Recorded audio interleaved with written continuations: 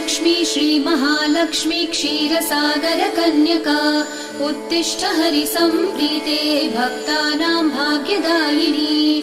श्रीलक्ष्मी श्रीमहालक्ष्मी क्षीरसागरकन्यका उत्तिष्ठ हरिसम्प्रीते भक्तानां भाग्यदायिनी। उत्तिष्ठोत्तिष्ठ श्रीलक्ष्मी विष्णुवक्षस्थलालये उत्तिष्ठ करुणापूर्णे लोकानां शुभदायिनी। उत्तिष्ठोत्तिष्ठ श्रीलक्ष्मी विष्णुवक्षस्थलालये उत्तिष्ठ करुणापूर्णे लोकानां शुभदायिनी।